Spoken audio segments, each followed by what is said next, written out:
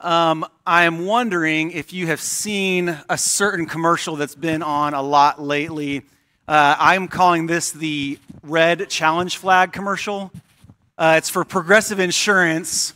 I watch a lot of football. It tends to come on during football games, but if you haven't seen it, the premise of the commercial is this. In football, if a coach disagrees with a call that a referee has made, he can throw a red challenge flag, and the referees will have to go back and revisit the replay to see if they made the right call or not. And in this commercial, it is usually a couple or some people who are roommates or something. In the most recent iteration, it's a couple, and they get into their car, and they sit down in their seats, and they realize their seats are wet. And the female looks to the husband and said, "You left the sunroof open when it was raining." And he said, No, I didn't. I would never do that. And she says, "No, you're Mr. Sunroof. You left the sunroof open." He says, "I'm Mr. Sunroof." "Yeah, you always want the sunroof open, and you left it open." And he says, they argue, and finally, she starts rolling down the window, and he says, "Oh, no, don't do it." And she grabs the red flag and drops it out the window. And all of a sudden, just like a football game, there's a replay official that runs to them, and they both look at the replay camera, and she develops this smirk on her face that only happens when you have been proven to be right over a loved one. That's satisfying. I don't need to say anything, but this feels really good. Wouldn't you love in your life to have a red challenge flag? Just settle every argument. And what does it say about me? That I am certain that if I had the red challenge flag, I would be able to prove every argument that I had, in fact, remembered it correctly. I think Moses wishes he had a red challenge flag right now because the Israelites are not remembering Egypt the way it really was. They say, "Oh, back in Egypt, we had pots overflowing with meat, and we would just eat all the meat we wanted, and we had our fill of bread." And I think if I were Moses, I would be like, hold on. Let's throw the red flag on this because that is not exactly how it was. But the Israelites, their complaint isn't exactly just that they were misremembering how good it was in Egypt. Their complaint has a little bit of merit to it. They have been traveling in the wilderness, in the desert, for now 2 months. That is enough time to get really, really hungry. And they are not just hungry, they are beginning to starve to death out here. And they turn to Moses and they turn to Aaron and they say, "What's the difference? What's the difference if the Lord had killed us in Egypt, where at least we had all this meat and all this bread, or if the Lord brought us out here to this desert to kill us? What's the difference?" We don't know exactly what slavery was like in Egypt. We know some things. We know that when they stopped working, they were beaten. We know that Pharaoh has a vested interest in keeping his enslaved people alive. They're his workforce.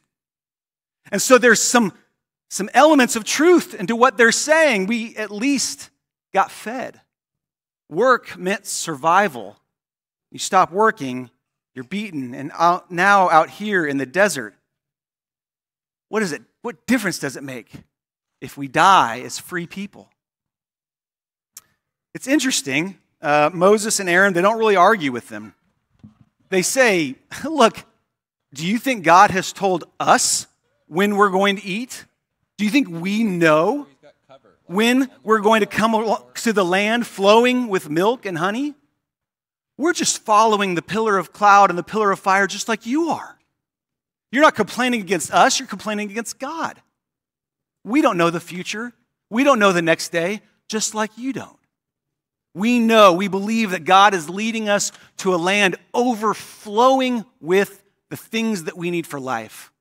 Milk and honey just kind of tumble out of the rocks and the hills. But we know we're not there yet." And so the people ask, what difference does it make if we die out here or if we died in Egypt? What's the plan? Well, Egypt wasn't great, but it was predictable. You work, you get fed. If you stop, you're beaten. Was Egypt, never-ending salad and breadsticks? No, not exactly. But there was food there. There was sustenance there. Egypt is one long day. One day bleeds into the other. It's just this bleak, cold logic of Pharaoh. Faith is not a requirement for surviving in Egypt. You just show up every day like the last day, and you work, and you work, and you work. There's no connection with God necessary to survive Egypt. But out here in the desert, as they're following the pillar of cloud and the pillar of fire, and they're beginning to starve to death, they wonder, when is this God going to show up? What is God waiting for? What difference does it make? These are the people of God's covenant. These are the people whose very identity is based in the fact that God chose them above all other people.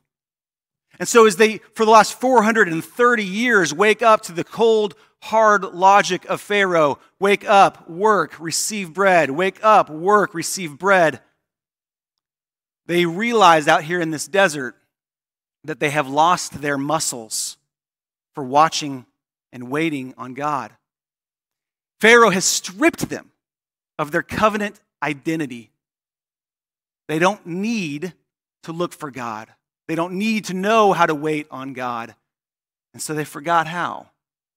For 430 years, they have been retrained to be workers and not lovers.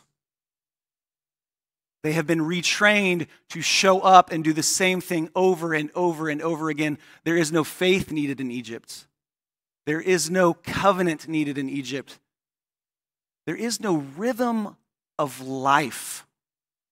Every relationship we have has these cycles, these relationships, these rhythms where we grow closer and something becomes difficult and we have to rely on each other more. We have to either break or get past it.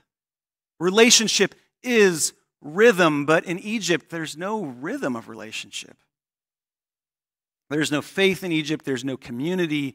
There is no joy. There is no rhythm of relationship with God. They don't know how to look for God.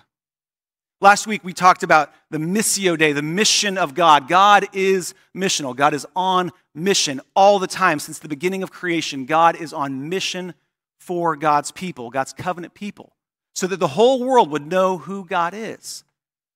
We talked about how we do not generate mission. It's God's mission. God is the one who is sent, but we join that mission. We join God's sentness. That is what the church and God's covenant people do. But to do that, we've got to have another Latin phrase. We've got to have not missio Dei, but visio divina. We've got to have divine vision to know what God is up to. Well, in Egypt, you lose that muscle. You lose the ability to see what God is doing. They don't know how to look for God. And so this problem that they've encountered, it reminds me of a pretty formative moment for me that I had in a place called Chinandega, Nicaragua. Our church in Nashville that I was working for, doing youth ministry at the time, supported a long-term missionary there in Chinandega, which is about 15 miles south of the Honduran border, a pretty remote place, but a place filled with sugarcane factories. And we were asked to go visit our long-term missionary to do three things: to bring some encouragement, to encourage him and his family, to see if it was a good place, a good opportunity for a youth trip. And then our missionary asked me specifically to do another task that I found kind of uncomfortable. He said, "We don't have any men in our church. We have tons of strong women who come and serve and lead this church, but we're lacking any sort of male leadership. Would you come and meet some of the men in our community and ask them, at least ask them, why they are not involved?" And in the back of my head, I thought, it's not really my style, but okay. And I went down, and pretty soon I developed a friendship with a man named Jaime, who had recently been employed by the church. And we struck up friendship. And through my broken Spanish and through his broken English and the Google Translate app, I asked him, where are all the men in Chinandega? Do they go to church? Do they invest in any community?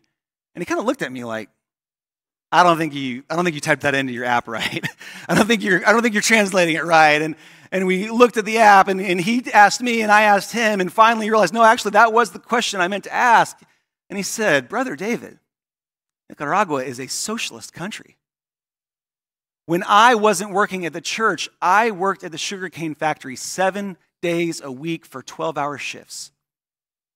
Of course, I wanted to come invest in my church community. Of course, I wanted a day off, but he didn't use the word day off. He used the word in Spanish that's typically used for the word Saturday. I longed for sábado, which can mean Saturday or it can mean Sabbath. And he wasn't talking about Saturday because the church there in Chinandega met on Saturday. He meant I wanted a day to not work. I wanted a day to develop a rhythm of reconnecting with my family, of investing in my faith community, and pouring into Chinandega and reconnecting with God. David, of course I wanted that, but if I asked for a day off, the sugarcane factory foreman would have fired me, and in seconds, he would have hired the person behind me who had no job. And in the moment that he used the word sábado, I remembered thinking, man, I live in the home of the free, in the land of the brave. I have every opportunity I could possibly want to build in this rhythm of relationship with God, and I don't. And here's Jaime in Nicaragua longing for Sabbath, longing for this rhythm of relationship that God has given us. And I am just obsessed with work. I have given up my birthright. I have to develop a rhythm of relationship with God. So the Israelites ask, what difference does it make? What difference does it make if we die in Egypt or if we die out here? And God will become irritated with this kind of complaining later in the desert, but not this time. This time, God has compassion on the people who just 2 months ago were living in Pharaoh's nothing state. They're living in Pharaoh's suspended animation of living, and they were just workers. God has compassion on their question. God says, I will not let you die in Egypt. I will not let you die in the desert. I will provide. Who is the Lord? The Lord is the provider of the covenant relationship. We get that messed up sometimes. Our job, the job of the covenant people, is so simple. It is to be faithful, and it is to trust, and it is in our trusting to wait on God's provision. God provides everything else. God provides our food, God provides our sustenance, but God provides more. Our job is not to feed ourselves. Our job is not to save our city or our families or our communities. Our job is to wait on God to do that, to join what God is doing. But it's the waiting that gets so hard for us. It's the rhythm of the relationship that is hard for us to wait on. God's provision, though, has a clear rhythm to it. I don't know if you noticed it, but in the evening, the people will look to the wilderness and meat, quail will come. And when that happens, they will see the glory of God. It says they will look to the wilderness in the evening and they will see the glory of God. And in the morning, they will eat their fill of bread and they will know that I am the God, the Lord their God that brought them out of Egypt. If that sounds like creation, it should. God is not just giving them meat and bread. God is giving them the relationship of the rhythm of life. the rhythm that's baked in to how we were created. In the Garden of Eden, Adam and Eve, they strolled with God in the cool of the evening, and in the morning they woke up and they looked for God, and God was with them. Well, Egypt for 430 years just really kicked that out of them, but here in the desert, God is recreating the people. And it's not just bread, it's not just meat. It is the rhythm of relationship to living. God is not just providing food, God is providing a new way of being human. A way of being human that relies on connection with God. So every morning, people wake up and they'll find bread. And every evening, they'll look to the wilderness and they will see as much meat as they could possibly want. And that's the weekly rhythm. That's the daily rhythm of waking up each day. But there's a weekly rhythm too. The weekly rhythm is this. Every day, you only gather enough for the day. And if you gather too much for the day, it'll spoil. And the point is obvious. You have to wait on God every day. You have to wake up every day and trust that God will have brought food for that day. If you try to gather enough for tomorrow, that's not trusting God, and so it'll spoil. But on the sixth day, you can work twice as hard and gather twice as much. And miraculously, on the sixth day and the seventh day, the food you've gathered won't spoil because the weekly rhythm is rest. Morning and evening, sixth day and seventh day, God is building in relationship rhythm of trust and waiting and relying on God, and the people just have to wait. But this is an important distinction. Work itself is never villainized in the Old or the New Testament. Work, rather, is discussed as a gift to the people. A way of participating in creation with God. Work is a gift. And laziness, on the other hand, is often criticized by God. The lazy person has no joy. Work is not the answer. Rest is not the answer. The answer is the rhythm of relationship. The answer is waiting on God to provide us both the work to do and the time to rest. Because when we stop working, God keeps working. God will provide us the food that we need when we don't work. God provides everything. And so when we talk about this waiting on God, it's not laziness. It can't be laziness. It also can't be solving every problem for ourselves. We can't become God. God can't become a replacement for Pharaoh. The answer is not work. The answer is not rest. The answer is the rhythm of relationship where we are forced to wait on God the way the Israelites are forced to wait on God if they want to survive. And so if we want to be a church that follows God, the answer can't be becoming our own gods through work. The answer cannot be replacing Pharaoh with God as though we've got some sort of divine taskmaster, making sure we work hard enough. And the answer can't be doing nothing. The answer is an active waiting. It sounds weird. How do you actively wait?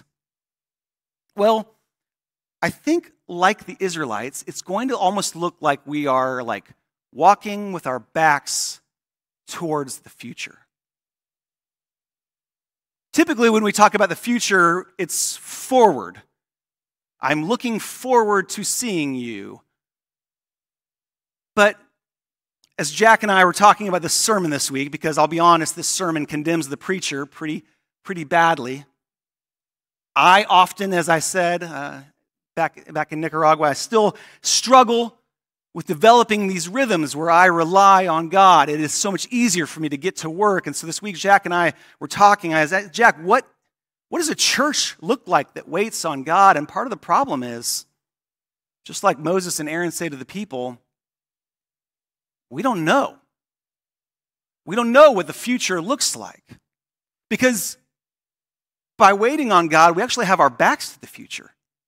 Jack told me this story of the time when he was working at Abilene Christian University, and At that time, a large group of students from Madagascar, they're Malays people, came to ACU, and they were meeting with some leaders at ACU, and they were just kind of checking on how they were doing. And the students from Madagascar said, we kind of have this problem where we don't understand what you're talking about sometimes. In Madagascar, they don't talk about the future as being ahead. They talk about the future as being behind. Because no one knows the future. And so as you're walking forward into the future, you've got your back to the future, but you're looking at the past because the past is knowable. The past is reliable. The people of God have seen the way God has acted in the past. We do not know how God will act in the future, but we can know what God has done, and we can know where we are going by looking into the past. I call this walking backwards into God's future. And to do this, we have got to develop rhythms of relationship where we wait on God to provide us food, sustenance, community, rest, but also direction. Because God provides everything in this relationship. Our job is to wait and watch for God. And so last week we worked on a spiritual practice called breath prayer, and I wanted to introduce a different spiritual practice today. Today's spiritual practice is a rhythm. It can be daily, it can be weekly, but it is a helpful rhythm to me of walking backwards into God's future. By looking at what God has done, and because I know what God has done, I know maybe where God is leading. The practice is called examine. Examine. We can work on this together here. It's an ancient practice developed by Saint Ignatius of Loyola. And it's simple. It's 2 questions followed by a prayer. The prayer is really important. The prayer, for me, makes it all happen. And maybe you've done something similar. In youth ministry, we said high and low. What's your high and low for the week? Or more creative people have said, what's your pow and your wow? The oldest language is consolation and desolation.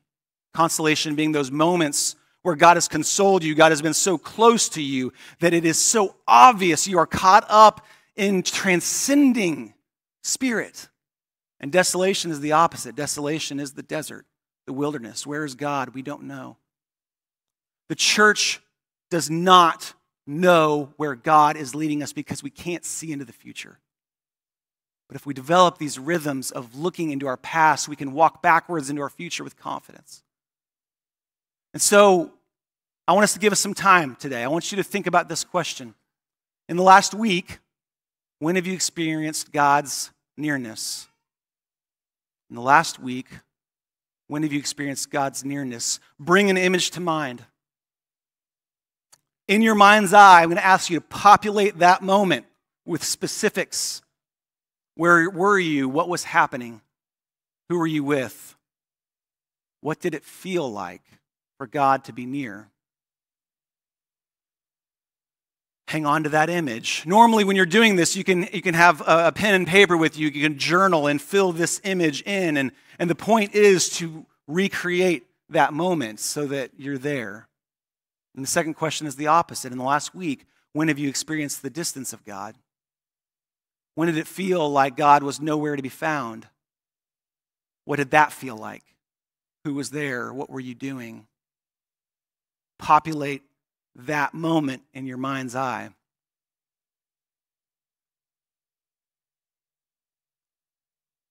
And here's what ties it together.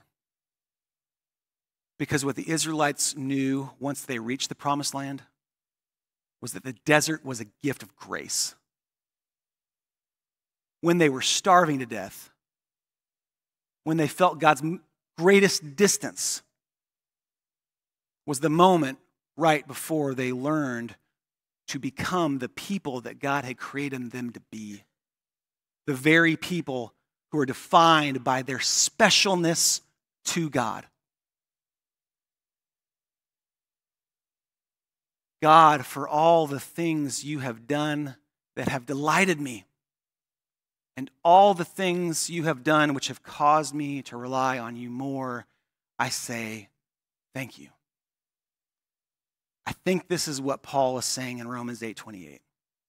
All things work together for the good of those who love God and are called according to God's purpose. Are all things good? No, of course they're not.